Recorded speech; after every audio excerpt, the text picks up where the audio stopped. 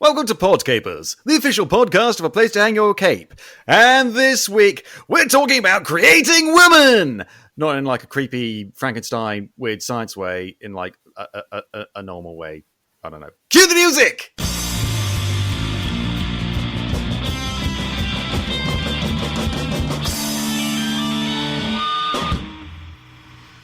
Hello there, Capers, and as I said, welcome to Podcapers, the official podcast of a place to hang your cape. My name's Scott James Merridew, and this is the show where we talk about various geek and nerd-related topics, and I'm joined each week by a very special different guest. We got two guests for the price of one, Capers!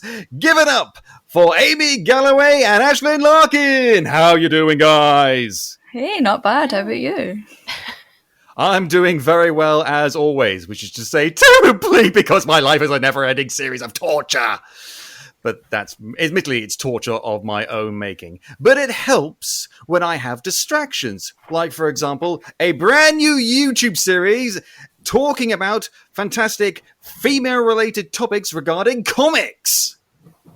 Absolutely. It's been so fun to do, actually. It started so small, it seems, and now it's grown into this full series. So it's quite amazing. Yeah. I've subscribed. Just saying. And I clicked the bell notification. Why? Remember back in my day, all you had to do was click subscribe, and that was it. You didn't need no ruddy bell.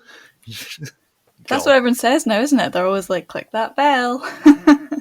I guess we don't need the subscribe tab anymore. And and by the way, if you click the bell, but you click the wrong bit of the bell, then you'll just never find out what happens, ever. It's YouTube fucking... Say that we're on YouTube. Maybe I shouldn't be criticizing. Can they hear us? They can always hear you. Oh, God, the YouTube overlords. Oh, yeah, no, we don't need these independent creators. We need more Jimmy Fallon. Give Jimmy Fallon, God. He's already got his own show. Jesus. Anyway, enough talking about Jimmy Fallon.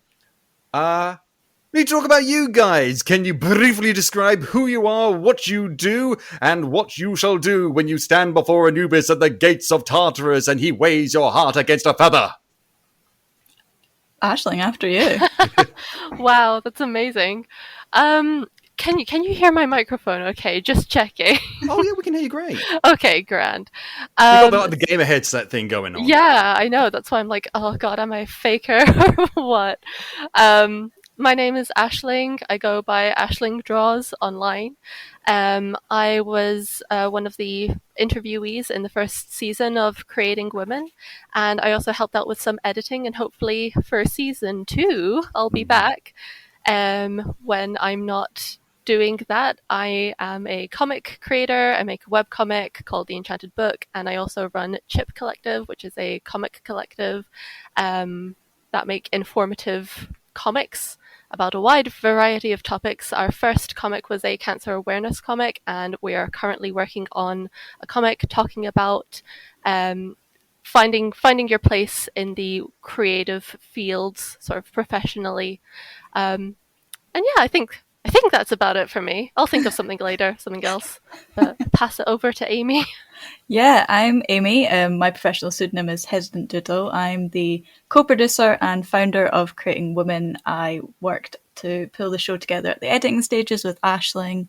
And the same as Ashling, in my spare time, or my full-time job, I should say, I'm a comic creator, I'm an illustrator, and I just ran a Kickstarter for my wrestling comic, Guts, which was funded in under 48 hours, which was really exciting. So, and I'm a keen supporter of Chip as well. If you haven't checked out the Kickstarter yet, you really should.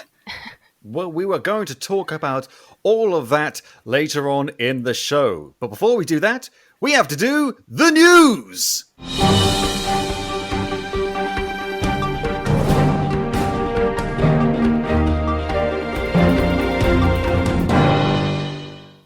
So, first of all, big news for people who care, and I am not one of them. It's been announced, or at least there's a rumor mill going about, that there is a prequel to the hit TV show Supernatural in the works. I guess Jensen Ackles just can't let go. I think it's, the working title, rumor mill, says it's called the Winchester Boys. Was that their name? I tried I tried so hard to watch Supernatural, but I just saw the remaining 50 million season looming out before me. All 40-minute episodes, like 25 episodes a season. And I just thought, this is too big for me. I just can't. There aren't that many ghosts in all of the folklore and all the cultures in all the world. How are they able to do this? I think the worst part is that they gave up on it pretty quick and just did this, they rehashed the same stories over and over, being like, it sells, we'll keep going. Queerbait, queerbait, queerbait, new monster, queerbait, queerbait, queerbait. Very that. I'm a Destiny stan! No one cares. Go cry on Tumblr. I mean, best of luck for them. I mean, I like Jensen Ackles. I think he's a great actor. What's the other name of the other guy? Gilmore Girls actor. Jared something? Jared Leto. I'm kidding. I haven't watched Supernatural. I mean, because he's got that show Walker, Texas Ranger. Well, no, it's just called Walker. And I saw the first episode of that. Shit. Never mind. So I don't have a dog in this fight, but I know a lot of people do, and more power to them. So hopefully it's everything Supernatural fans want. Which apparently includes a Scooby-Doo crossover in one episode. Funny enough, Scooby-Doo has another crossover upcoming. A trailer has been released for the upcoming Scooby-Doo Courage the Cowardly Dog mashup. I am very excited about that. That's something I was expected to see when I was growing up, like on TV. It's surprising me that it hasn't happened before, to be honest. Yeah. I mean, considering all the other times Scooby-Doo has, teamed up with the Harlem Globetrotters, wrestling stars, Kiss. I was going to say, yeah. I mean, considering they were all on Cartoon Network, weren't they? I think so. I'm so sorry, that's my dog. And apparently we've got another Scooby-Doo fan in the background. Yeah, guest appearance. So sorry about that. Oh my gosh. Front doors, the bane of dogs everywhere. At this time of night as well, why? Oh dear. I mean, the trailer itself looks pretty good. I never watched Courage the Cowardly Dog. I think I watched one episode, and I thought, well, that's my nightmares for the next month booked up. So I gave it a pass. I was a cowardly child, funnily enough. And what am I saying? I'm a cowardly adult. I still can't watch it. But again, this is a mashup that I'm sure many people will get involved. I've been trying to watch that Scooby-Doo Mystery Incorporated show. Do you guys watch that? Yeah, we watched it through. It was really good, actually. It is very good. I'm in the early stages of the early seasons because I didn't watch it when it first came out, and I don't like what they did to Velma. I think it changes as it goes, though, and Velma's quite compelling, so stick with it. I think you'll like it. That's all I'm going to say, spoiler-free. I don't understand. Why was Scooby jealous like they were dating? That just breaks all the laws of nature. And I'm not just saying that because Velma should clearly be with Daphne. But that's a rant for another day. You all know I'm right! Anyway, another trailer has been released that I guarantee no one but one person cares about. It's actually a tech demo for the upcoming PlayStation 5 game, Avatar: Frontiers of Pandora. Jimmy Cameron, you're the only one who gives a shit. See, when you say Avatar, I automatically think of The Last Airbender. Yes, of course you do, because that's the only Avatar thing anyone outside of Hindus care about. That's it. I saw, I think it was on Twitter, someone being like, oh, I wish I had the confidence of James Cameron's Wikipedia page for Avatar being like, it's coming out in 2022, 2024, 2027. Like, really, that's optimistic. And, I mean, at least there was a time when you could say, okay, yeah, it's been too long and no one really cares about Avatar anymore, but at least the Avatar movie we did get was good. People don't even really say that anymore. It has not had any sort of longevity, even just as a standalone single. Let's assume they only intended to ever make one movie. Because, I mean, yes, the CGI was really impressive for, what was it, 2010? I think so. Yeah, so it was really impressive. I mean, everyone was talking about it. There were even some cases of people like coming out of the cinema, returning to the real world, and just like being like, "Reality's a prison. Everything's ugly. I want to go back. I want to go back." And And yeah, it was great then, but now we've got CGI that's been on its level, if not improved upon it, for several years now. And don't get me wrong, we might not have had those movies if it hadn't been for Avatar. So its importance can't be understated, but I mean, It's interesting. It's one of these like huge media franchises that just hasn't left a cultural impact. Sort of like somehow Game of Thrones. Sorry to open up any old wounds, but like after that last season, it's just like it's completely disappeared from the general public's consciousness. And HBO was just like, no, we got a new prequel coming out. It's got fucking Matt Smith in it. Love us again. John Oliver, can you plug it? No? Oh, shit. Absolutely. Like, I didn't watch Game of Thrones, but I knew people who did and who loved it. But it was the same thing. Like, as soon as it stopped, then they stopped talking about it too. It was like, where did this go? It does make me wonder, like, what other huge franchises that, like, maybe were massive at the time have just, like, completely disappeared from the face of the earth, apparently, that I've just, like, completely forgotten about. It's really interesting. Sad. I mean, it'd be sad if we forget the fact that all the people who made these movies probably got paid megabucks. You know, That's true. Oh no, they didn't get to make a franchise that makes even more money, spewing out the same sort of tired bullshit. My sympathy is limited. And the tech demo for this upcoming game looks good for most games nowadays. It's on the PS5, so it's going to look good. Fine. Okay. And it would be cool to be, what were they called? The Na'vi? I'm That's another thing. Can anyone name any of the characters from that film after the fact? What's the name of the main character? I have no idea. oh no, I remember. It's Jake Sully. Oh, like Monsters Inc. We remember Sully from Monsters Inc. far more than we remember generic McWhiteman from Cultural icon. That's what he was, cultural icon. God, yeah. Also blue. There you go. Oh god, yeah. But you don't even play him in the game. I think you just play a random giant cat smurf who is it's been made by Ubisoft, I think, and so it's got all the classic Ubisoft stuff, like it's from first person, which is slightly different, but it's also got exploring the world, climbing towers, sexual abuse allegations. Oh wait, no, that's behind the scenes. God, it's I'm not going to rant. We've got other stuff to talk about. So the tech demo looks fine, but I guarantee no one really cares. And considering the fact that it's probably got gameplay that we've already seen, like from things like Far Cry and stuff like that, I think it's really taken the most inspiration from. No one fucking cares. So I feel like with Avatar specifically, because they did so well with the CGI and stuff in the movie, the expectations for the game surely must be like, skyrocketed. So astronomical, yeah. Yeah. Astronomical. I'm going to pour all the money in the world to this, says James Cameron, after getting back from exploring the Marianas Trench. What is his career? I can't nail that man down. Military, right? I don't know. Wait, James Cameron or the main character in Avatar? No, James Cameron.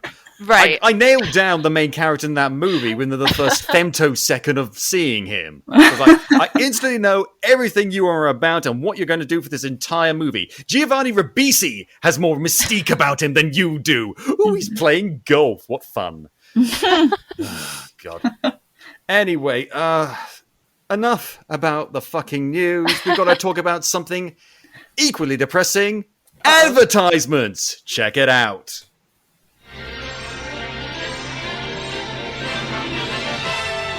And now we're pleased to bring you our feature presentation. I'm still getting Avatar flashbacks. Distract me. Oh my gosh. I love how dramatic that music is. What? Are you saying we are not worthy of such drama? No, it's perfect. It's amazing. Every podcast should have that. Well, why not? People have been forced to listen to fucking Blue Apron ads or whatever the fuck's on the show. I don't know.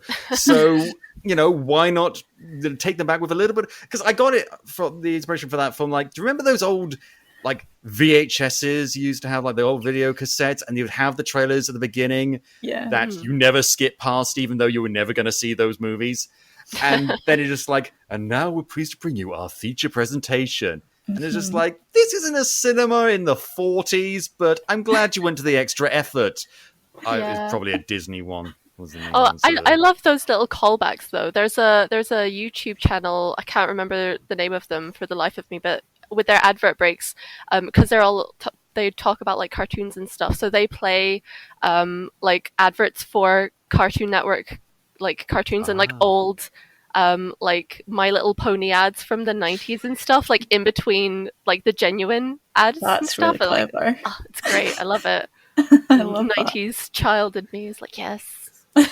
Collect these plastic ponies. They're different, we swear. We haven't given them different personalities yet. We got to wait 20 years or so.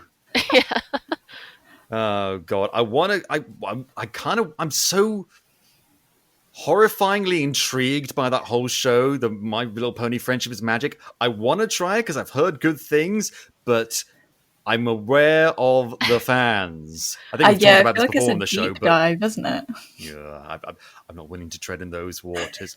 Much rather talk about you guys and Creative Women. So, what exactly is Creating Women? We said it was a YouTube show, but there's a million of those.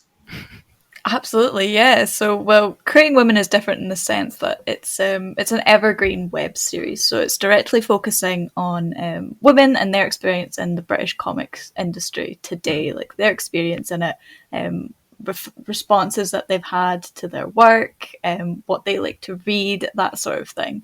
And it being evergreen content obviously means that people can return to it over and over again. It's open to though it's directed at comics professionals and other people who like comics, it's accessible enough for people who are just interested and want to learn more about the topic. So that's something we really were striving for when we came up with the concept. We wanted it to be that accessible and ready to digest, as it were. So that's why we felt the YouTube series was best as a format. I mean, as a cisgendered white man, I really need all this accessibility I can get.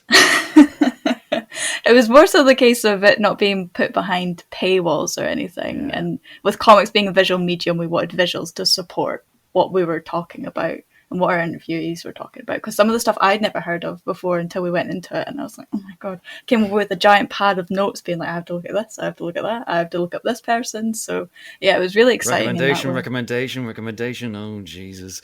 I mean, that's what I like having my horizons broad, and I like being exposed to new things. I mean, this is what's great about doing this show is I've been exposed to so many unique and wonderful comic creators and their comics, and it's part of why I love it, because I love the medium. So having a YouTube show exploring that medium through the lens of so many different people as well is fantastic. So how did that exactly come about? What was the impetus? What was the inspiring moment? The inciting incident? Well, it was over Twitter, really. It was where all good ideas are born. I mean, ironically, Ashling, what would your take be on the inciting incident? Well,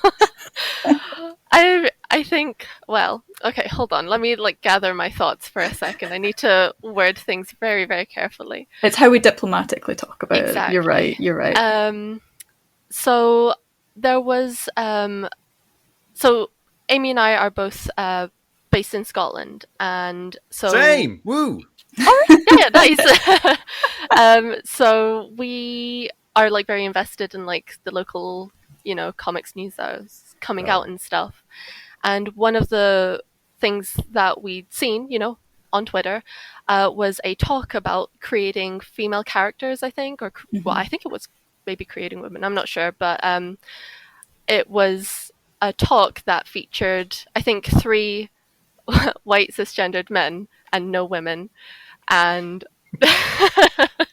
yeah, that was sort of my reaction. On the internet, I've seen so many examples of things like that, not necessarily relating to comics, but just so many things regarding. I think the funniest thing was it was a meme of not a meme, but it was a printout of a religious conference, a Christian conference about the woman's place in a church, all men, like 12 men.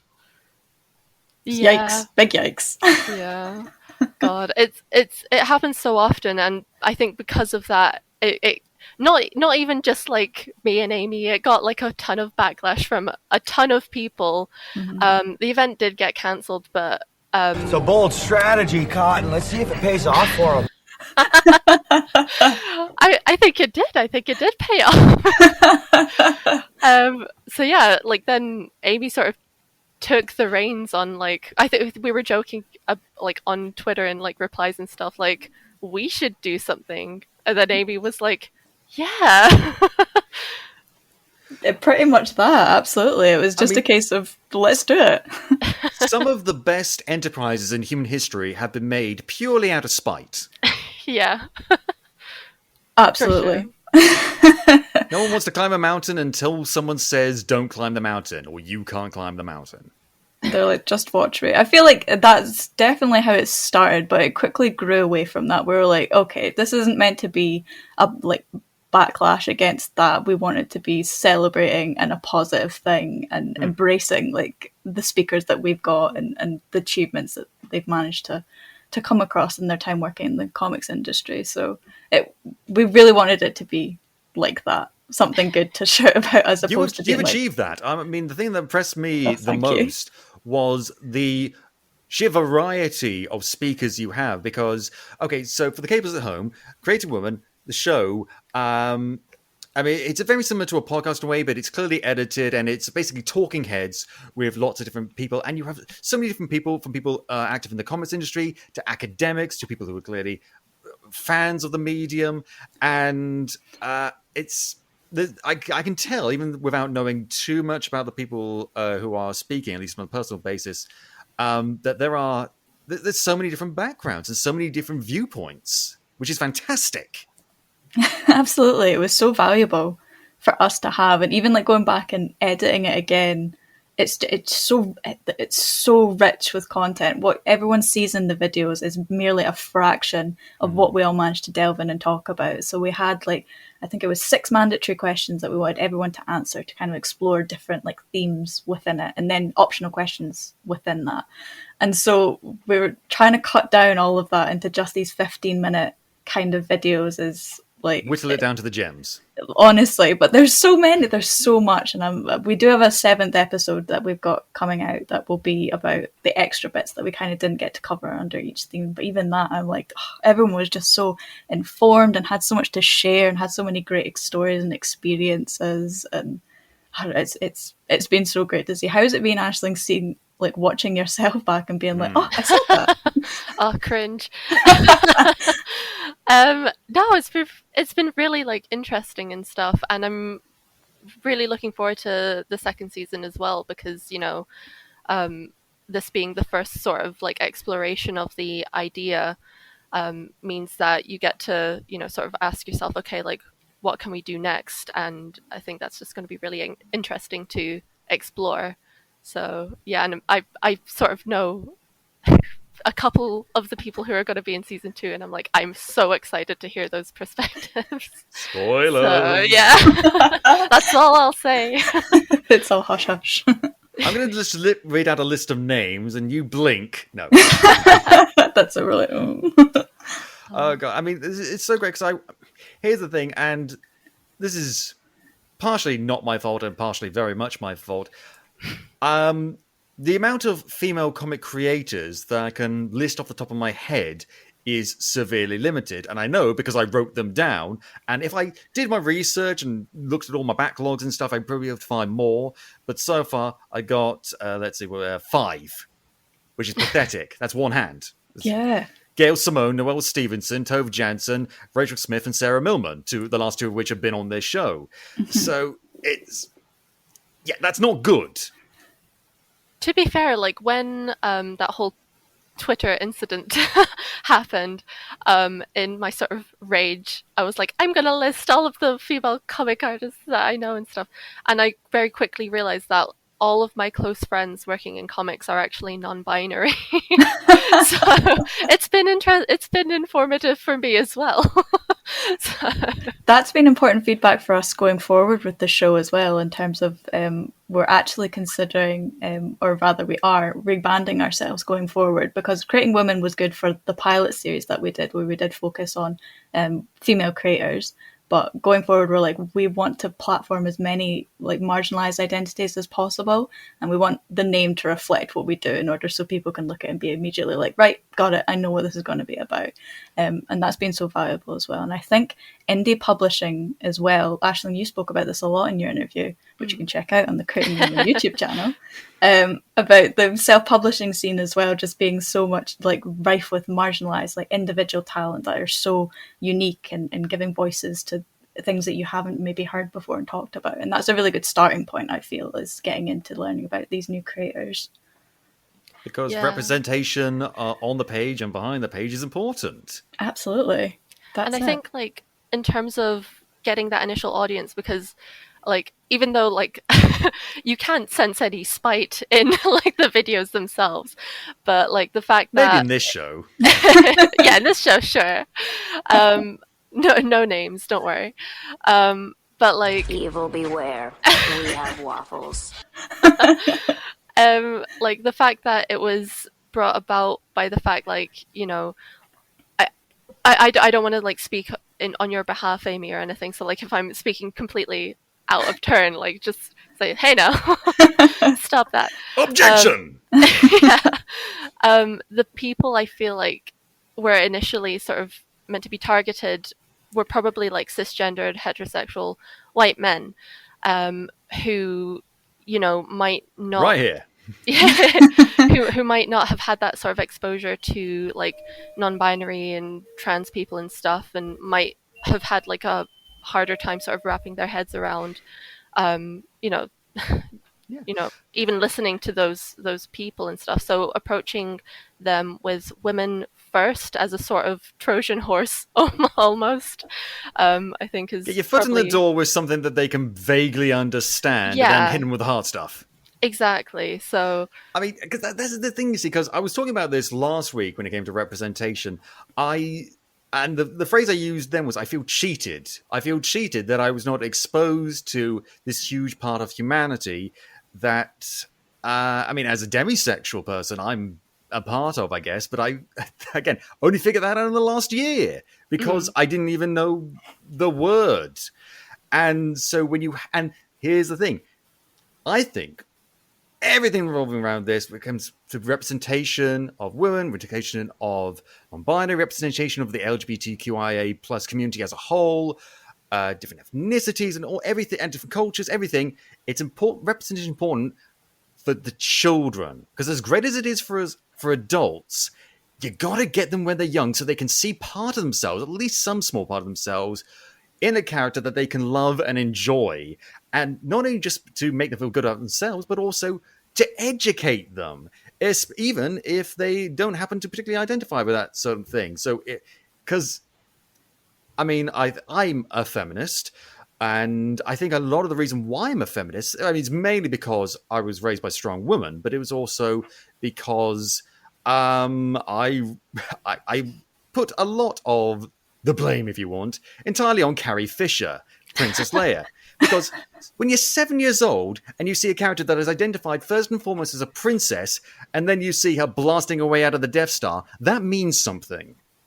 There you go. That's it. Yeah, it's the same case here, and a lot of our speakers did dive into that like quite a lot in terms of faithful representation they can get behind, and representation they could then go on to create for others.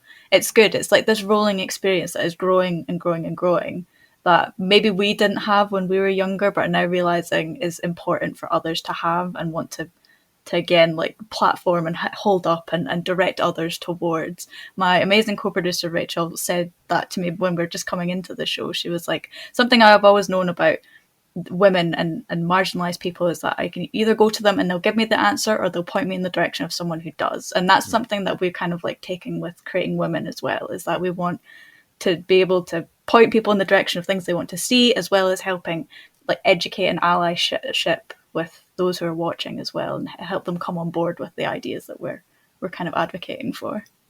And even the lack of representation can be a huge, again, out of spite, inspiration. I mean, and even if it is representation in just a small way, because I mentioned Noelle Stevenson, thank God for them, because otherwise we wouldn't have had She-Ra and the Princesses of Power. Oh, such a good show. I love it. Go fuck yourselves, Master of the Universe Revelation. Actually, no, I'm sorry. Please don't come for me, He-Man fans. Please don't come for me, Kevin Smith. But I wanted a crossover, and I am yet to get it. I know. Wouldn't that have been so cool? I mean, my fear was that it would have distracted from She-Ra's storyline by introducing all these characters. There's a new world. But I think there was a way. I mean, if anyone could have done it, Noelle could have. Yeah, a one-off special or something. That would have been really fun. It's a family. God, everyone getting into different, Bo hanging out with, some of the He-Man characters. Man-at-Arms? I don't know. I don't know. I'm purely invested in the She-Ra fandom. Your side of it. That's, yeah. I mean, I remember when I was a kid, I never watched the 80s cartoon or the one that came after that, but I did watch one in the early 2000s. And that was just sort of like a reboot of it. And the only character I remember that outside of He-Man / Prince Adam was this one guy who had an extendable neck. And that's it. And there was it was an episode where he felt really bad that his power was only that he had an extendable neck. And then everyone get hit by a poison gas. And he extended his neck up above the poison gas. And that's how he saved the day. Just his neck. That's Just amazing. Just his They've designed the toy first and the character second, clearly. Oh, absolutely. There was some sort of factory malfunction there, and we're just going to ship it. It goes out today. They're going to like it. But bringing it back to non-neck-based representation, one of the things that was always fascinating me about comics, particularly superhero comics, and I do want to make that distinction because there's other comics out there, I'm interested to get your guys' take on it.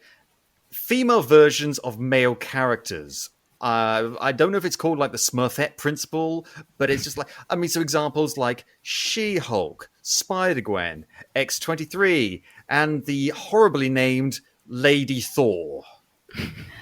I think a lot of our speakers actually touch upon these things quite well in our interviews with them. It's an interesting thing. I think almost like Ashling mentioned before, in the case of like the Trojan horse, almost they've come from this origin, but now I think with like a variety of writers behind them, they've been able to grow into their own thing and have their own identities and their own like adventures within that.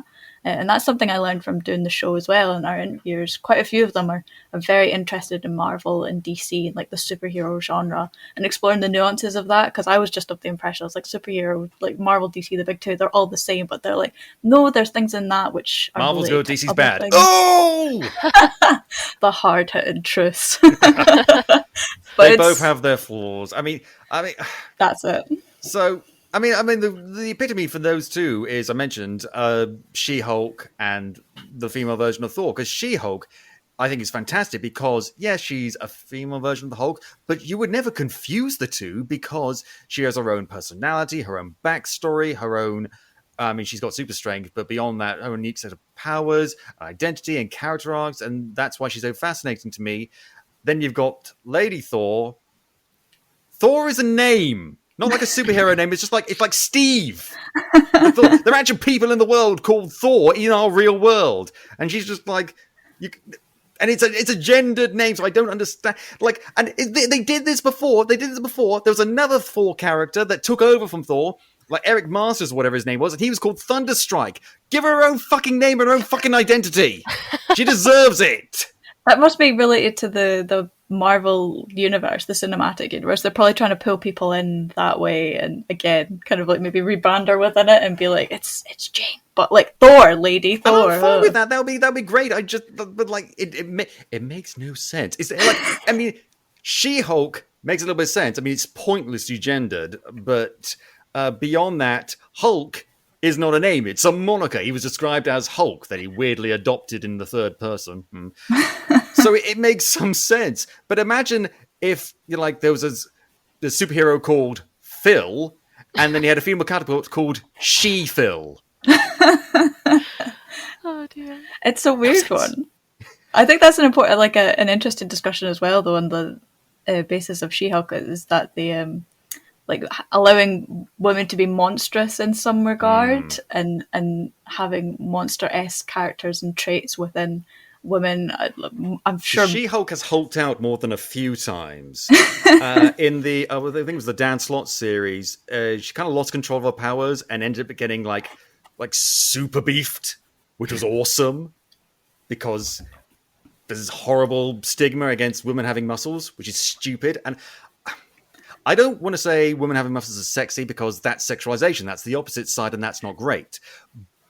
But it's normal, and it's fine, and it's good. And I mean, as long as you're not, subscribing to unhealthy body standards, nothing wrong with it. Absolutely. Yeah, I think that's important. And me writing and drawing a wrestling comic, I know just as much as anyone that like muscly women do exist. So, and they should be represented and they should be there. So it's very interesting. Damn right. And so that's my series of rants on that over. And so, I mean, one of the episodes is talking about their favorite comics, just either that's female-led or just in general. So what are some of your guys' favorites, just as a jumping-off point?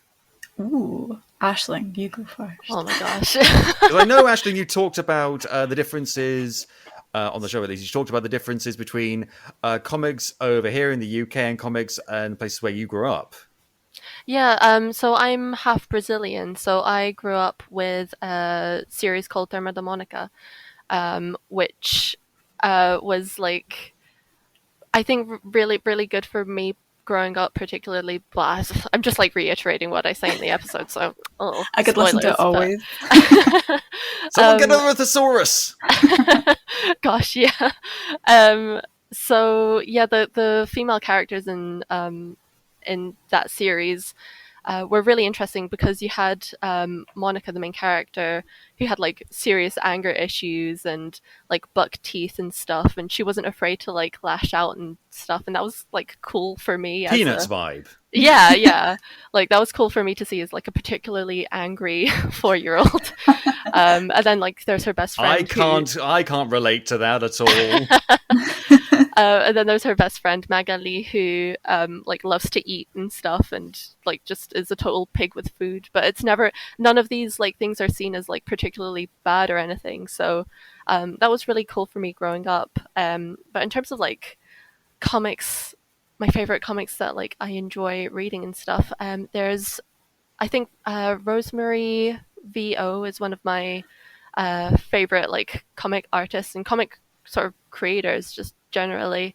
Laura Dean Keeps Breaking Up with Me is like just amazing. Phenomenal. But yeah, I think my favorite comic by her is I think it's called What Is Left. It's Baby, don't hurt me. It's part of the larger, not anthology comic, but a group of comics called Don't Go Without Me. And it's just the way that she tells stories is so impressive and so emotive and stuff. I could reread them over and over again. It could be the only comic in the world and I'd read it all the time.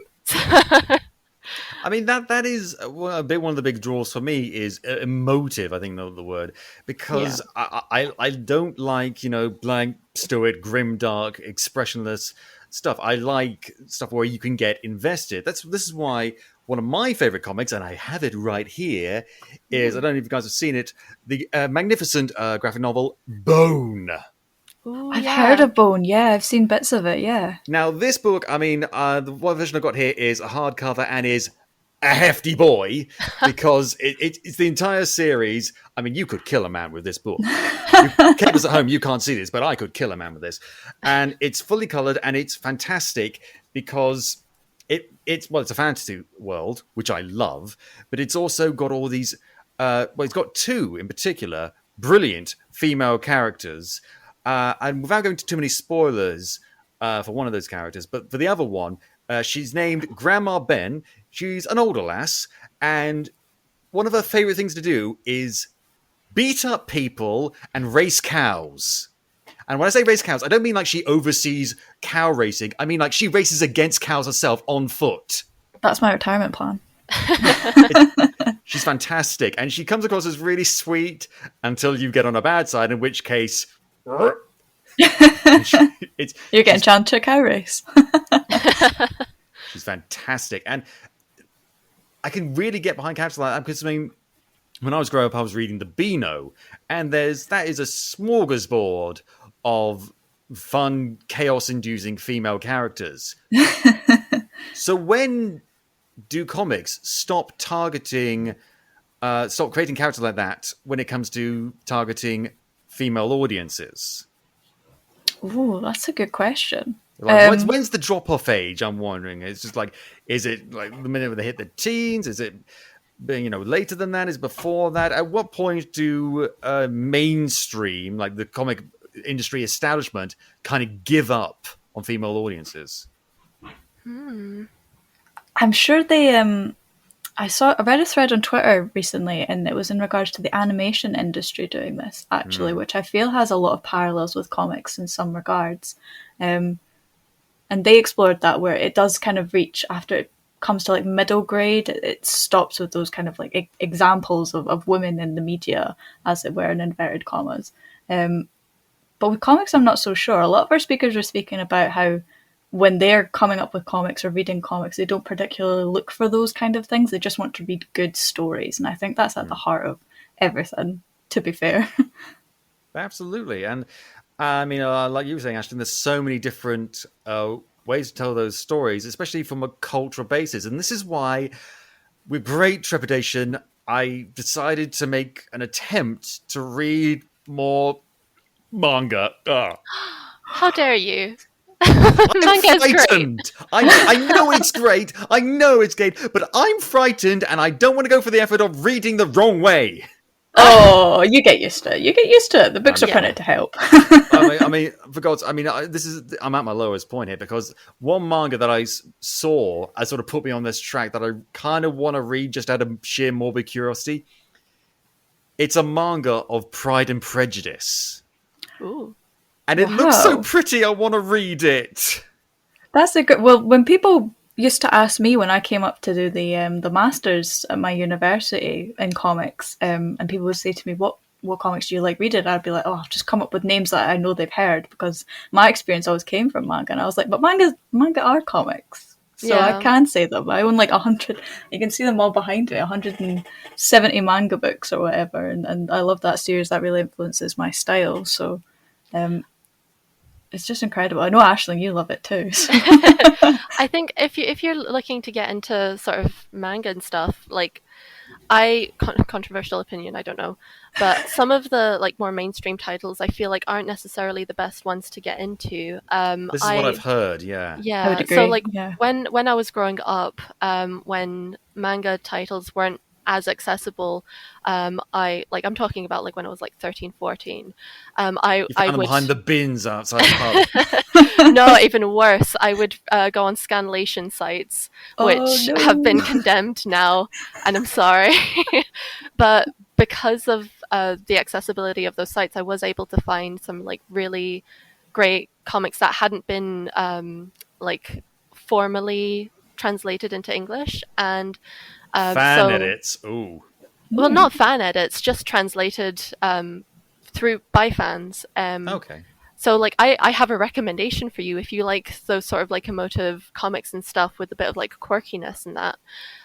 There's a comic called Yokohama Kaidashi Kiko, which is about a robot girl who's living sort of like in a sort of rural area, and she lives in this little like house all by herself, and it's about her living life and the people around her growing older as the environment sort of gets worse and the water levels rise and stuff, and it sounds really dramatic and sad. That sounds sad. It sounds really dramatic and sad, but it's emotive in a really like wholesome way, and it's really really lovely, like just to read and look through. And what's also interesting about it as well is that it was made. Let's see, I've got the Google search over here. It started being drawn in 1994, and according to Wikipedia, it finished in 2006. So it's a long read, but you can get lost in it so easily. I think it's 14 volumes.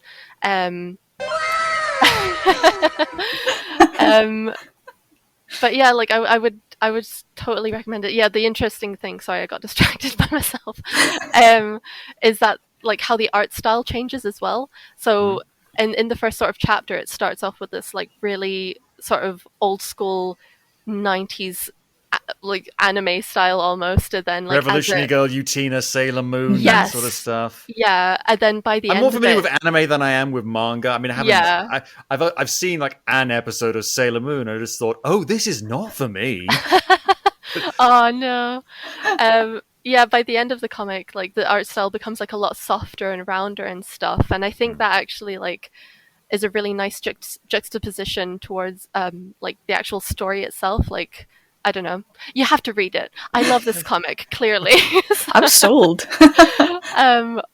Once I get through Sense and Sensibility, the manga, I'll give it a shot. Yeah. Oh, Mr. Dashwood is pretty. God. I mean, this is the thing, because I've talked about this on the show before. I've never been one to be put off by something that was clearly not targeted towards me, in as much as a non-culturally appropriatory way. Because like I watched cartoons when I was a kid that were clearly aimed at girls. I was just like, if it's a good story, like you say, Amy, I don't care. It's fine. Yeah, I'll watch that show about. Do you guys remember Witch? I love Witch. I watched Witch and I'm not ashamed of it. I'm a little ashamed of it, but I'm not ashamed of it. No, it was so good. So good. It's fine. I just don't like the fact that there were too many different theme songs. I remember when I was an adult, I went back to watch one. I was just like, this is not the theme song I remember. They were singing about how we're witch, we're one, we're strong. There's and it was that's completely the one that I remember. I was going to say. Apparently, there was like different versions, like the US version, an Italian version because it's originally Italian, and a UK version. I don't know why. I do not know why. The Witch graphic novels actually are really phenomenal. The artwork for them are so, so good. Mm-hmm. I'm sorry! Graphic novels! What is this, a comics podcast? Sorry. I got lost in the witch moment. I got carried away. I had no idea. I just thought it was a TV show. Fuck! Yeah. I've been missing out on witch content this whole time. You are in for a witch treat. is actually an anagram of all the main characters' first names. Fun facts. You can only imagine, just like, oh shit, we've got to come up with different characters. Okay, what the H is? Hey Lin, fine. I don't know if that's an actual Chinese name. Character Chinese, I don't know. But it's interesting because like the reason why I'm talking about this is because once you sort of break down those societal stigmas and those expectations, this whole world's opened up to you. And it's weird, some people's reactions to sort of things like, oh, that's for girls, or oh, that's for boys, or, whatever. Because, I mean, one of your speakers on one of the episodes, Letty Wilson, I believe her name was, there's a phrase that she said that stuck really out to me. She was talking with someone about her work, and they said, oh, yes, like, because you draw like a girl. And I think she mentioned, and I just immediately thought was, what the fuck does that mean? What the fuck does that mean? Just like the art style, maybe because it's, I don't know, a vaguely feminine art style. There's plenty of male artists who use those art styles, and you don't think of them that way. So why would you? That's bullshit. Because do I need to point you to the works of Brian Froud or the guy who did Rat Queens and a bunch of other stuff who's actually really good? It's a creation name. I'm terrible. I'm sorry.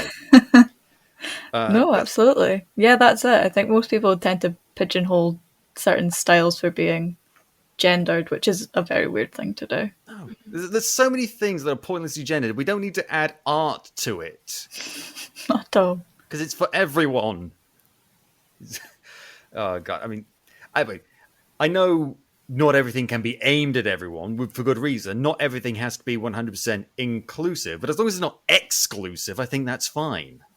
Yeah, I think that was something that was being spoken about in terms of writing lately, writing novels, and people were finding, oh, I'm trying too hard to write this out and that out and this out. And really, I think what you just said is that it doesn't, as long as it's not exclusive, it's not keeping anyone out, as long as you kind of make it broad, then that's fine. Yeah, and speaking of keeping things out, we're about to be kept out now because, Capers, you're about to listen to some ads! Check them out! And we're back. Okay, so... so now we've got to move beyond the page and talk about the comics industry, which I am determined to learn as little about as possible for fear of just getting depressed. So... Well, that will bring us to Ashling's Kickstarter, I suppose. Yeah, this seems like a good turning point, Ashling. Oh dear. So, Honey, wait. you've got a big storm coming. I don't know where to start actually. Oh my gosh. So regarding the Kickstarter, it's a comic talking about like working in the arts. My weird accent is just coming out today. I'm in no position to judge. Working in the arts sort of like generally. So what we did was we interviewed people working in a whole bunch of different fields, animation, games, also comics, textiles, photography, a whole bunch of different places. And we turned those interviews into scripts and turn those scripts into comics, because comics can be like such an accessible medium for like getting information and stuff, and that's sort of what Chip believes in. Chip stands for Comics Help Inform People. Oh my god, he's so goddamn cool! I like that acronym. We like acronyms on here. Just ask which. It's amazing. Yeah, it's funny. We came up with the name. My friend Kat and I, who run Chip Collective, we were literally having like burgers and chips, and we were like, "Oh, what should we call this thing?" And we were like, "Oh, burger." No. Well, yeah, genuinely like a burger, chips. And then I was like, "Wait a second, chips, comics, help." Something people inform. Wow. It was meant to be. Stuck. Yeah. There are worse names for things. So our comic is like talking like very broadly about creative fields, but there's a lot of information within those comics that are applicable to like sort of any creative field, or anyone who's like interested in getting a better look at like how to make the creative, like working creatively, financially viable for them professionally. And it's been like such a great experience, and it's been so interesting, like especially getting those perspectives from fields of work that I have never had any experience in myself. It's been a great sort of collaborative experience. But it's all about the great collaborative experiences. It's true. Just to note, it's being funded on Kickstarter right now. We've got about like, I don't know when is this going out? The 30th, I think. A Wednesday. A Wednesday. So you'll have a couple of days left to support it if you want. You will do so, Capers. Links in the show notes. You know the drill. Oh dear. I command you. The comics industry sort of generally, I've only got like experience in one sort of part of it. I don't have experience in like the sort of mainstream DC Marvel. Gross. I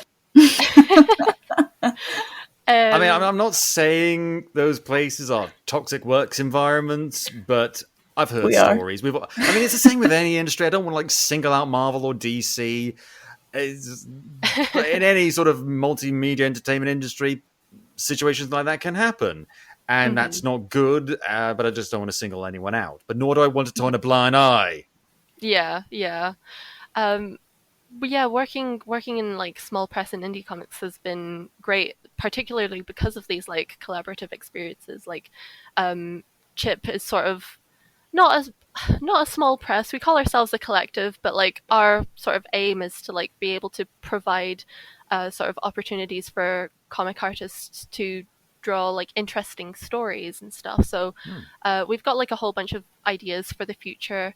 I don't want to say anything just in case. I want to sort of manage expectations. Spoilers. Yeah. But you know, our first comic as Chip Collective was a cancer awareness comic, sort of like inspired is the wrong word, but hopefully you get what I mean. I need a thesaurus. Influenced by.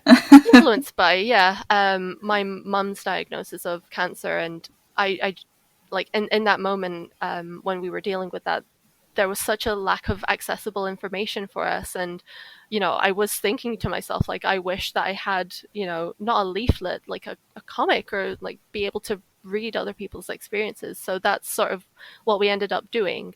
And I mean, if I want to put on my pretentious hat for a second, the threads of narrative, you know, the bonds of story are what unite us as a culture, as a society, as people, as human beings. Exactly. We can identify with stories from a young age to adults. That's how we can inform ourselves, learn about the world, and gain a greater understanding of it and ourselves. Exactly. And with a topic like cancer that can be so sad and, you know, upsetting and triggering as well, comics are, well, we found that like comics were a good medium to, you know, express these stories, because it's not as, you know, hard-hitting as like a video content might be for someone, and it's not as daunting as like a page of text or anything. And because we were interviewing people and we turned those stories into scripts, we were able to put really nice, emotive and hopeful language into those comics, and we were able to accompany those words with like beautiful artwork and stuff. And you know, we've had some really good feedback from it as well.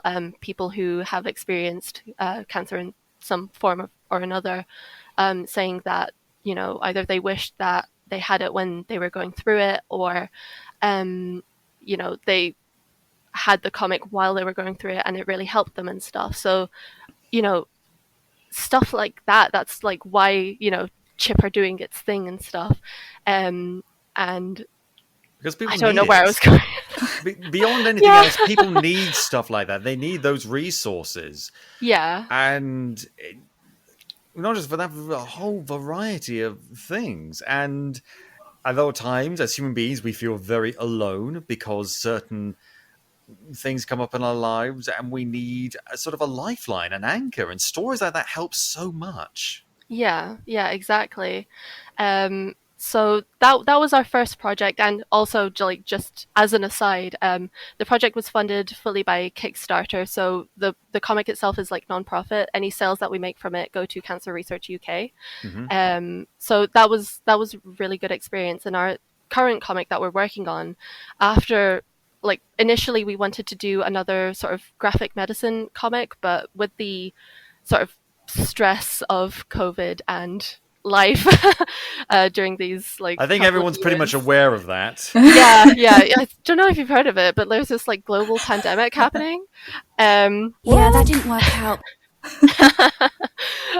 So we were like, we want to make something that's informative and helpful and stuff, but not necessarily, you know, too difficult to, you know, work on.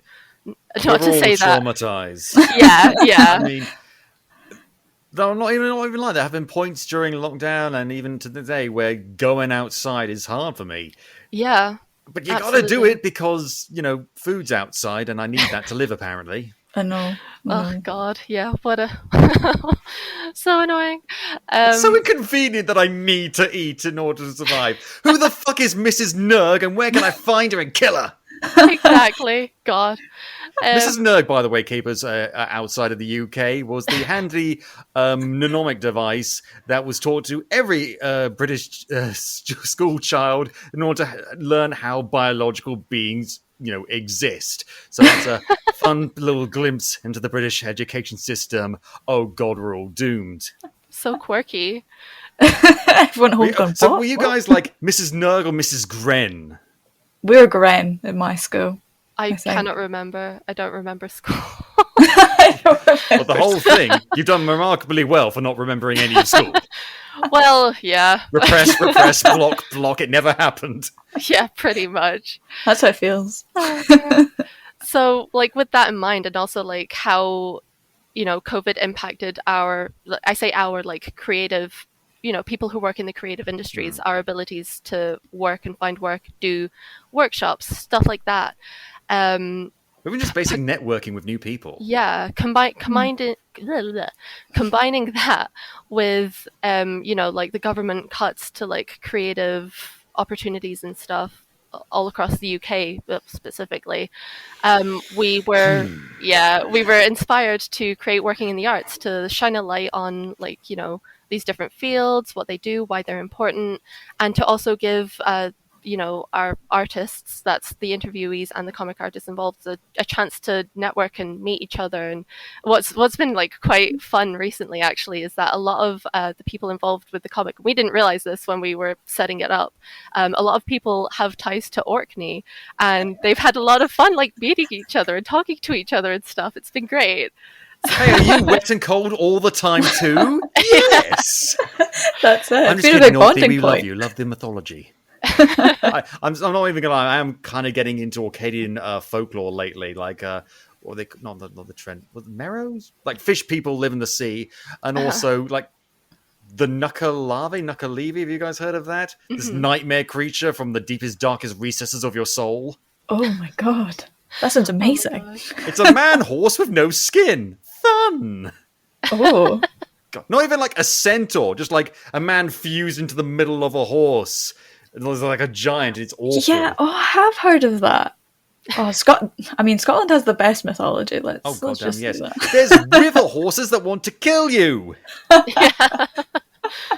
Nice and fun. Go swimming in the lakes. It's fine. Swimming. Ireland have got like seal ladies that want to marry you. We've got, horse demons that want to drown you. That's what we've got.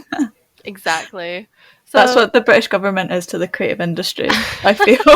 they're all our kelpie, desperately trying to kill us. That's it. Come into the water. We won't cut anything. We're like, I don't know. the UK government will cut anything. I mean, no, not your taxes, rich people or corporations. Oh, yeah. Not you, never you. Please don't leave us. We love you, baby. I feel like we're bleeding into a different kind of podcast now. Every time I turn on the news and see any of them, it's just like, oh hi, thanks for checking in. I'm still a piece of garbage. So good. Oh dear, me trying to be democratic, just suddenly like hard on the twist.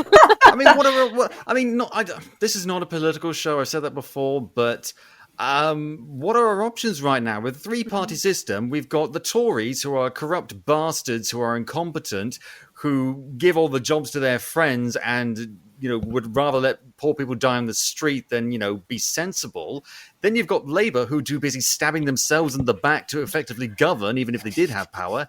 And the Lib Dems might not exist. They had a chance at power a few years ago, and they've decided to collaborate in a hung parliament. So ridiculous. So stupid. So anyway, so that's what you should read. You think your political situation is bad? We got you beat. Oh dear. Yeah, I'm hoping that Working in the Arts can give a sort of like sense of, if nothing else, relief to people who are interested in like looking at creative, creative professional opportunities and stuff. Yeah. It's encouraging too, like just from reading like your recent interviews and stuff about how you're like, we're bored of the starving artist like trope that everyone seems to perpetuate. This collection is going to show you how that doesn't have to be the case, and that's really affirming that I think people will find when they read it. There are careers to be had. Absolutely. Exactly.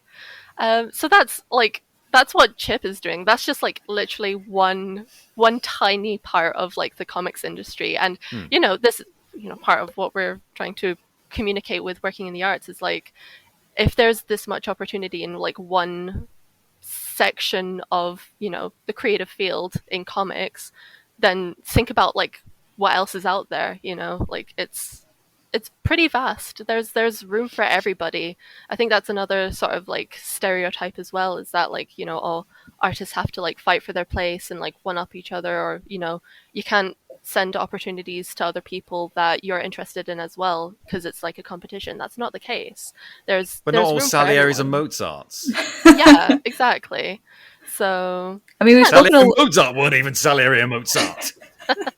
we've spoken a lot about it here as well, about collaboration, creating women being collaborative, and Chip's new collection being collaborative.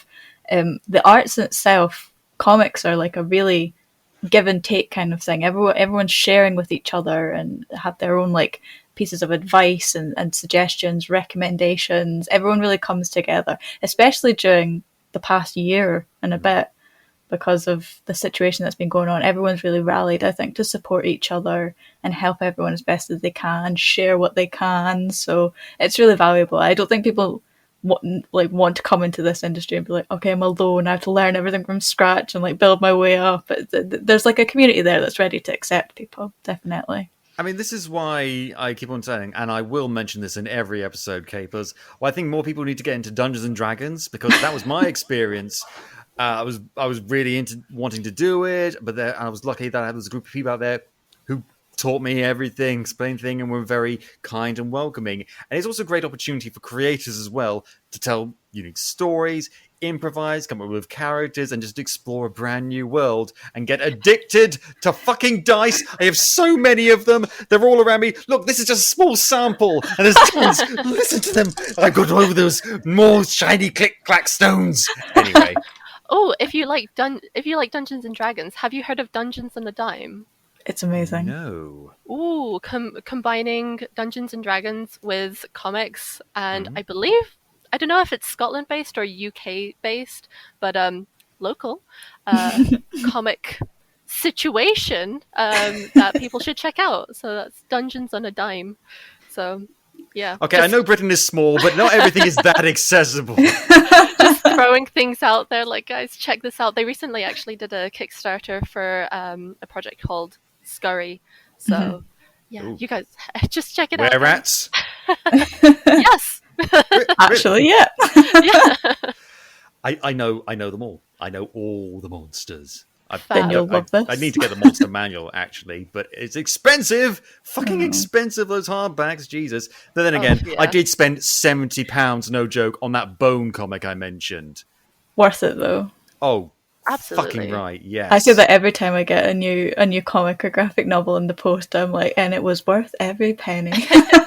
Oh, that's the best thing about backing Kickstarters is that, like, I like to forget that I've supported a Kickstarter, because then, like, comics come through the mail and I'm like, a gift for me? Is it my birthday already? Yeah. That's what it feels like, honestly. I'm so excited for the Quindry Press comics. They're another kind of publishing house that's recently started up in Scotland, and they did a Kickstarter that was very successful. Loads of beautiful comics with that, and they're going to be released soon. And they're amazing. You should definitely check them out. Because, I mean, in Scotland, there is such a... I mean, I guess in the rest of the UK as well, but there is such a history of comics. I mean, it sort of started mainly in, like, newspaper strip cartoons like Orwelly and Giles. Was Giles Scottish? No. I don't know. I don't think so. Just I remember my parents having like tons of those books and me like, should I read these? I don't know. I've got like my Spider-Man to read. I can't abandon him now. Not when he needs me the most. But yeah, I'm based in Edinburgh, and it's such a literary city. Are you guys based in Edinburgh or? I'm based near Glasgow. I'm based near Edinburgh, but not quite. Ah, I'm not doxing myself. no. I want to return to Dundee, though. So let's say Dundee. I'm from Dundee. So. Your heart's always there. Exactly. Yes, but believe it or not, people, there are other places in Scotland outside of Glasgow and Edinburgh. You I've heard lived in it a here few of them first. myself. Well, Dundee one. represent. That's it. I used to live in Ayrshire. That's all I got. That's all I got. It was by the sea, Ayrshire, right on the edge of Troon. You guys know Troon? Yes. Good. I remember it well. Anyway, and because I mean this is the thing I was mentioned earlier. I don't want to like just focus just on superhero comics, because there are so many different kind of stories out there. I mentioned before one of my favorite comic series of all time, Why the Last Man, which has a ton of great female characters in it, mainly because there's only one main male character in it because all the other men are dead. What a good premise. Yeah, it's it's really great, and because there's so much out there for so many different people to learn and grow and develop. And I'd like to spend my vacation at the library. because there's so much stuff out there, and this is what's great about your show, is because you've got so many people talking about so many different things, so many topics that are impactful, but also just remembering what I love about comics is just people talking about how much they love them and so many great things. When you hear people talk about something they love, there's something really special about that, I think. Absolutely. And it, like I said, it was really speaking to me when I was both doing the interviews in the first place and then coming back and editing them again. It was striking how much you could see the emotion coming through, which is another reason why we did the web series, so we could dedicate like an hour slot to each speaker to be like, just talk about why you love comics, why you love the industry, what is about it that you love. Whereas if you're in a live format, you're kind of like sticking to a structure of like, well, we have to get through these questions. So we do want you to talk about what you love. I don't know what you mean. This is all free. No structure here. I don't have a page of notes. Rustling paper sounds. So yeah, it was very much that, and comics I think just brings that out naturally in people. One of our speakers in one of our latest videos I think mentioned the fact that she was speaking with a girl in high school, and she told her, yeah, you could do comics as like an academic approach if you want to go in comics in the academia, you could. And she was so taken aback by that, she was like, but I love comics and I didn't think I could be able to do it because I love it. And that's really important for people to realise as well. People love theatre, and they do academics and PhDs relating to theatre, relating to radio, to television, to film, to literature. It's no different because it's a medium. That's exactly. it. Well, when are they going to do a doctorate in podcast? That's what I want to know. I think it's coming, definitely. I would make everyone call me Dr. Meridew. I would not just no, even people who know me, like my mum. No, it's no longer Scott. It's Dr. Meridew. I earned that. I love that about all of our comics peers receiving their doctorates in comics and being like, oh, doctor now. We're all like, oh, that's so exciting. You guys include that on the show because you have a little pop-up with everyone's name and pronouns, and they include doctor. And it's great because comics is so often overlooked in terms of academia. Something I want to talk about more on this show. And it's...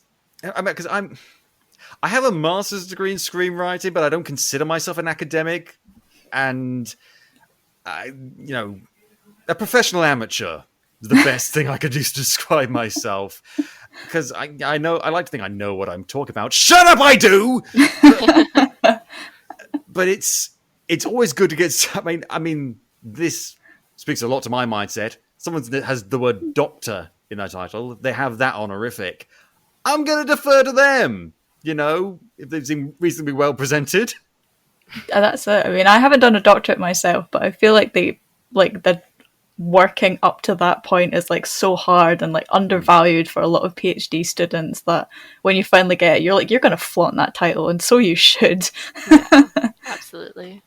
And it doesn't help that things aren't fantastic for women in the academic world. I know not from experience, but for talking with other academics. And we need less barriers in just all these different forms of industry.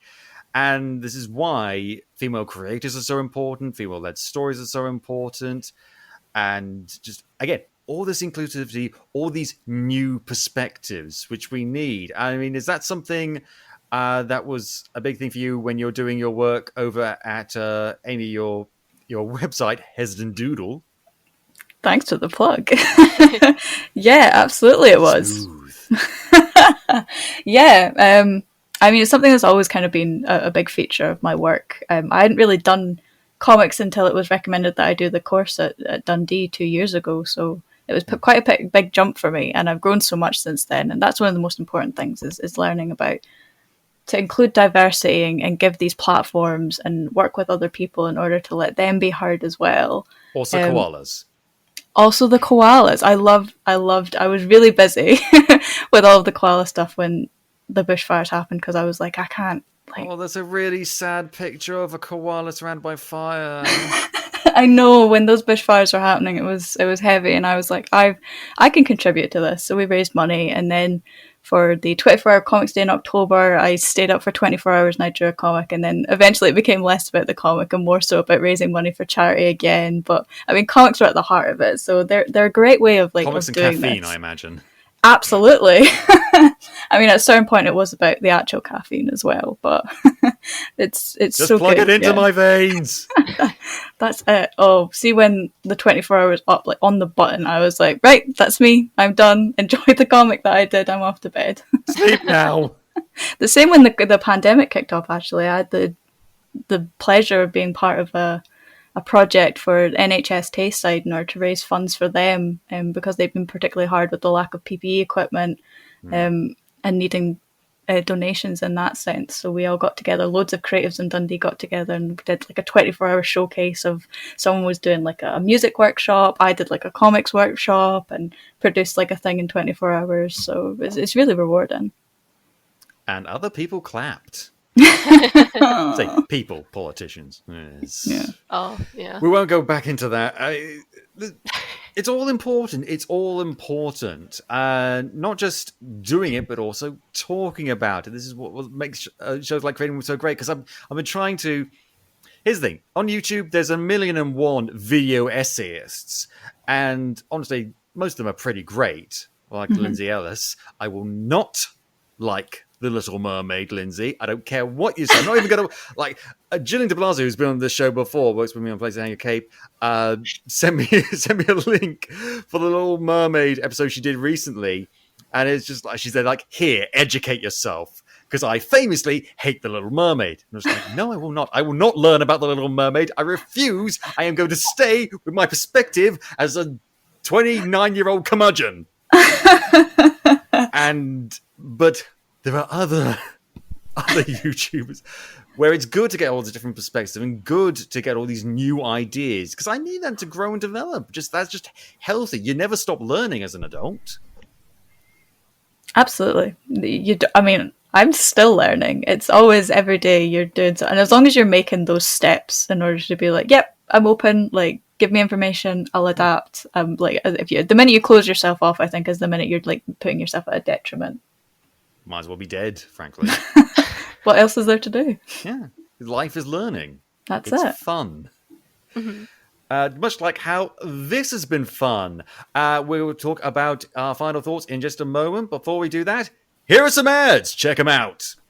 And we're back. So, any final topics you guys want to broach before we wrap things up? Oh gosh.